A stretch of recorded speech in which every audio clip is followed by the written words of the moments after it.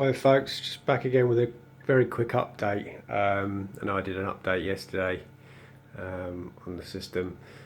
Just wanted to report back with a couple of things that I've sort of tried out. I did wonder actually about my salinity, obviously after watching Steve Dyer's videos and updates recently, and a few others from I think one CJ Aquarium's great channel that does some really good video updates, so check that channel out, CJ Aquariums.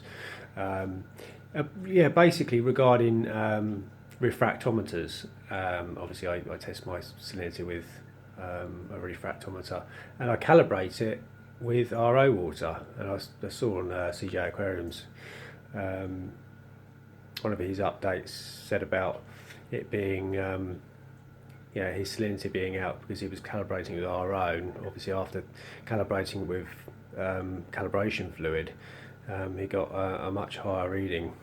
So what I've done just to experiment yesterday was just borrowed a hydrometer from a friend of mine who uses just a hydrometer, the old-fashioned way of doing it,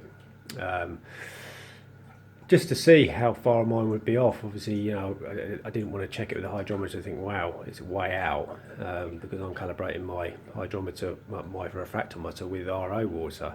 So I thought we'd give it a check, and obviously done the dip on the hydrometer that I borrowed, and it came out, there was hardly any difference. On the hydrometer it was showing 34 parts per thousand, and my refractometer shows 35. So yeah, there's a little difference there, not great, they're not worlds apart, and you expect that maybe a slight difference because they're different devices, but you know, I'm not too worried about that. So it goes to prove that, you know, calibrating with RO, make sure that RO is actually, you know, really clean RO water coming out, and obviously whatever container you're storing it in is not dirty or got any contamination of salt, because obviously you'll be calibrating the device wrong. But yeah, so that's just to report in on that. What I've decided to do is to what I've noticed that I'm getting a lot of, hopefully you can see it on the camera. You look at the top of the tank. Now I know I'm really particular about keeping everything pristine with the glass and stuff. If you notice at the top here, you see that white line, try and focus in on there. There's a white encrusting line at the top. Now every couple of days that appears, and I think it's because I'm running such high alkalinity, sort of 12.5, high calcium. It's just so annoying. Yeah, having to scrape that off with a blade every couple of days. You look down this side as well, it's just, try and focus. Yeah, let's try and focus in. No, that's not going to do it. Yeah, so, you know, they do say running such high alkalinity and calcium is really hard on pumps. You know, you have to clean pumps more often and stuff. And to be honest, I'm going to experiment because it's been at quite high for a while now. So I'm not getting the growth that I was getting. Everything is really healthy, and it is growing very slowly though. But it's things like this purple stylophora. You always used to have white tips at the top where it's erupting new growth constantly, but that stopped.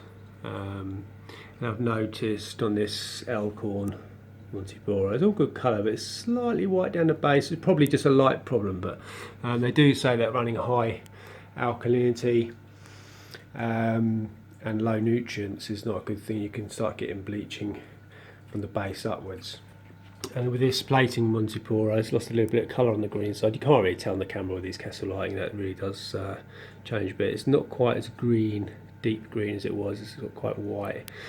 So I'm going to experiment with just dropping down my alk to around 9, and my calcium at 450, and my magnesium at 1400 to keep them rock steady, those parameters, and see what sort of changes we get. Hopefully it'll make a difference with this carbonate build up on the glass, because every couple of days it's just a nightmare. hopefully that'll. I'm sure it did. You know, when I was running low at alk, it was used to get a little bit, but maybe once a week, but nowhere near as much as sort of every 2 days. Yeah, that's about it really. Just wanted to do a quick update on that. To see what I'm going to do is, I've just stopped the doser on the alkalinity side this morning, so I'm going to do a test tomorrow and see what's dropped by. Then obviously get a dose. Generally it hits 9 DKH on the alk, you put the doser back on again. The dose is the same amount, but obviously just to monitor it really, just to make sure it keeps it at 9 at what I'm dosing. Yeah, that's about it. Everything's going good. So I've done most of my updating on everything. All these fish need feeding.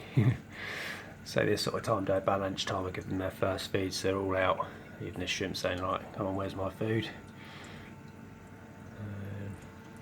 The algae plenty up and down the glass. Such a greedy fish, that. Try and do a few little close-ups actually whilst I'm doing this update, so I can sort of check back on growth and stuff from this state to the other. It's my green hystrix. Again, slowed down on growth. It's got tiny white tips and it is slow. You know, it is growing, but very slowly. And that tip that I broke off there hasn't really come back. It's maybe slightly repairing a little bit. All the polyps looking good.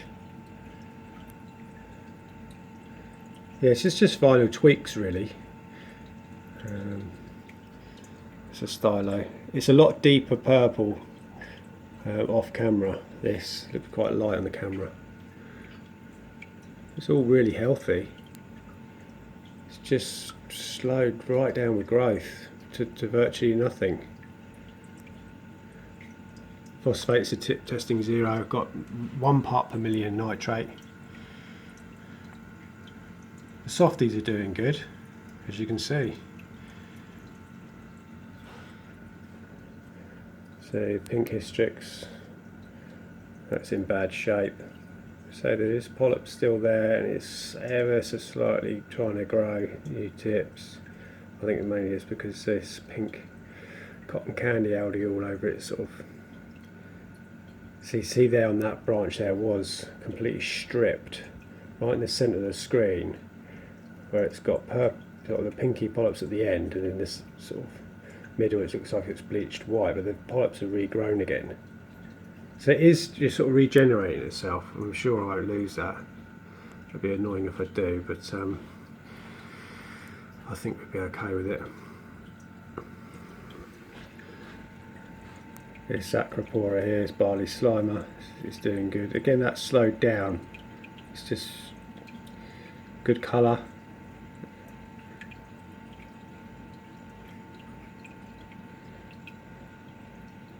Zoa garden. And I know this is definitely growing, this candy cane coral, but this flesh recession, it's either to do because it's growing so fast now, either because of that, and it could be because of the alkalinity maybe, low nutrients and too high alkalinity.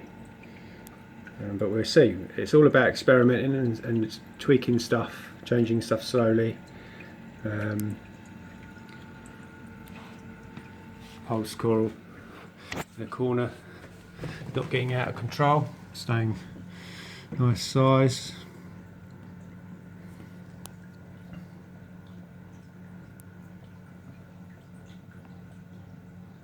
All the rocks cleaning up nicely. Mexican turbo snails are doing a really good job.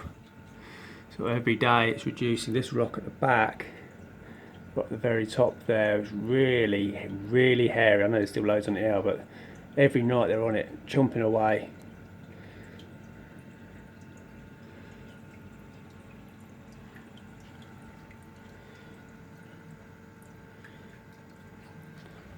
Just do a little bit around this corner.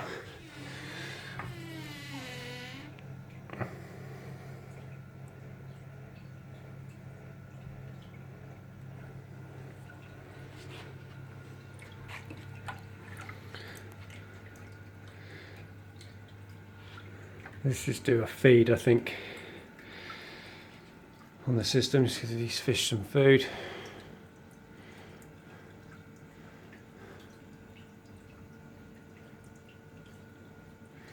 Can't do it one-handed though, that's the thing. I must get a tripod for this phone so I can do stuff whilst doing updates and to show different things.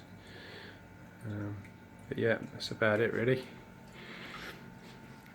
So it's just a quick update, just to let you know the few bits and bobs, and I'll check in next week, folks. Cheers.